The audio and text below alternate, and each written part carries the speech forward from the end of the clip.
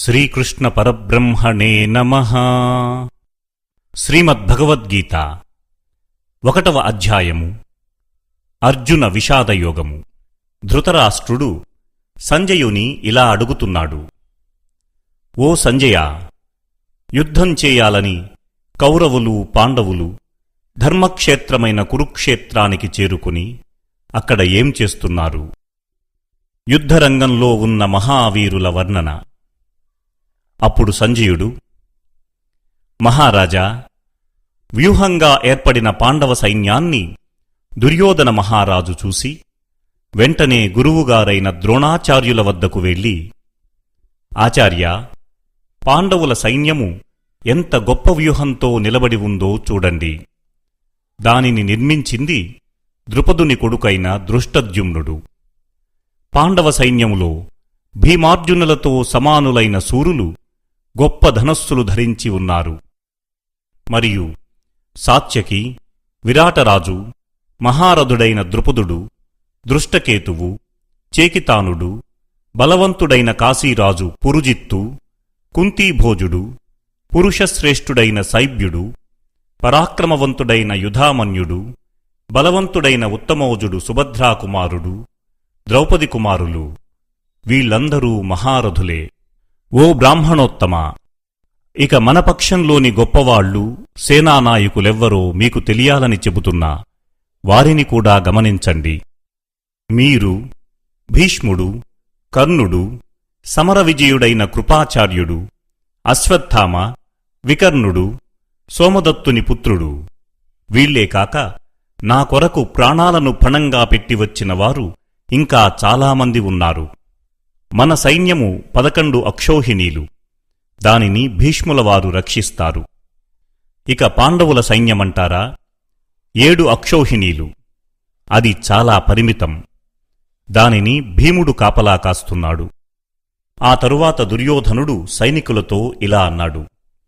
మీకు నిర్దేశించిన స్థానాలను విడిచిపెట్టకుండా ఉండి కురువృద్ధుడు, పరాక్రమవంతుడైన భీష్మ పితామహుల వారిని రక్షిస్తూ ఉండండి. యుద్ధ ప్రారంభము సందర్భంగా శంఖానాదాలు. దుర్యోధనుడికి సంతోషాన్ని కలిగించాలని భావించి భీష్ముడు శంఖాన్ని పూరించి పెద్దగా సింహనాదం చేశాడు.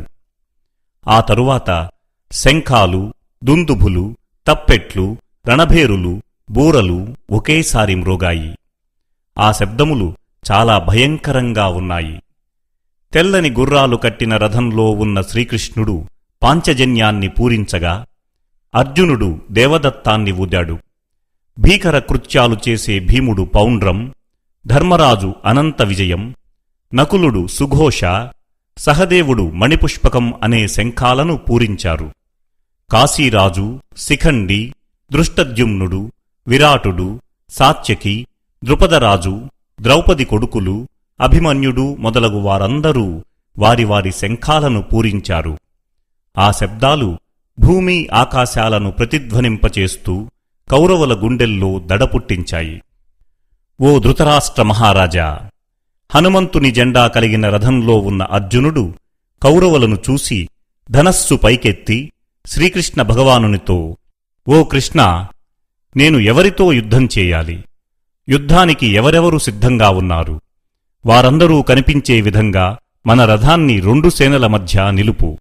దుర్యోధనుడి పాడుబుద్ధికి సహకరించటం కోసం యుద్ధానికి వచ్చిన వారందరినీ నేను చూడాలి అని అనగా, అప్పుడు కృష్ణుడు భీష్ముడు, ద్రోణులకు ఎదురుగా రథాన్ని నిలిపి యుద్ధానికి సిద్ధంగా ఉన్న కౌరవసేనను చూడు అన్నాడు.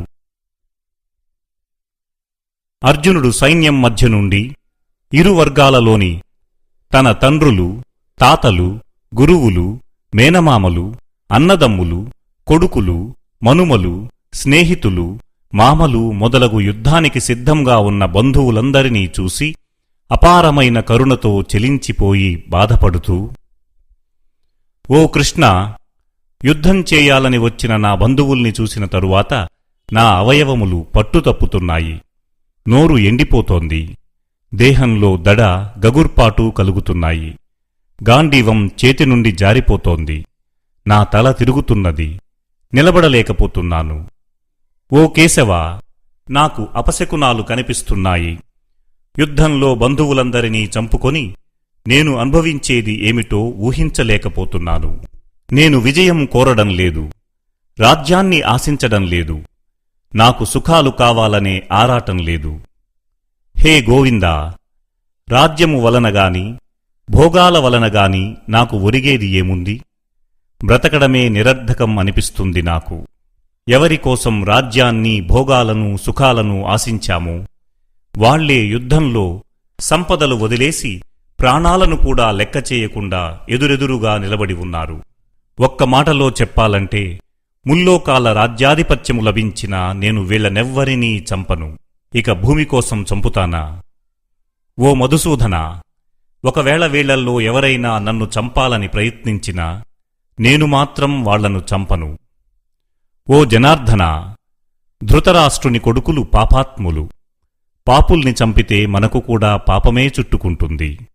వాళ్లను చంపడం నా వల్ల కాదు. మా వాళ్లను చంపి మేము మాత్రం సుఖంగా ఎలా ఉండగలము? కులము నాశనము అయితే కలిగే అరిష్టాలు ఏమిటి? కులం నశిస్తే కలిగే చెడు ఏమిటో, మిత్రద్రోహము వలన ఏర్పడే పాతకం ఎలాంటిదో వాళ్లకు తెలియకపోవచ్చు, కాని మనకు తెలుసు కదా. అలాంటప్పుడు ఆ పాపం నుండి మనం తప్పించుకొనవచ్చు కదా. కులనాశనం జరిగితే అనాదిగా ఆచారంగా వస్తున్న కులధర్మాలు నశిస్తాయి. ధర్మం నశిస్తే అధర్మం పెరుగుతుంది. అధర్మం వ్యాప్తి చెందితే స్త్రీలు పాడైపోయి వర్ణసంకరం జరుగుతుంది. దానివలన కులవ్యవస్థ భ్రష్టుపట్టి వారి పితృదేవతలు శ్రాద్ధతర్పణాలకు కూడా నోచుకోకుండా అధోగతి పాలయ్యి నరకానికి పోతారు. ఈ విధంగా వర్ణసంకరానికి కారకులైన వ్యక్తుల దోషం వల్ల శాశ్వతమైన జాతి ధర్మాలు కులధర్మాలు నశించిపోతాయి. బంధువుల్ని హతమార్చి పాపాన్ని మూటగట్టుకోవడానికి నడుం బిగించాము. ఇదంతా రాజ్యసుఖాలపై ఆశతోనే కదా. అయ్యో, నేను వాళ్లను ఎదిరించను, ఆయుధం పట్టను. అయినా ధృతరాష్ట్రుని కొడుకులు ఆయుధాలతో నన్ను చంపుతారా? చంపని, అదే నాకు మంచిది అని అంటూ అర్జునుడు ధనుర్బాణములను వదిలేసి దుఃఖంతో కుమిలిపోతూ రథం మధ్యలో కూలబడ్డాడు.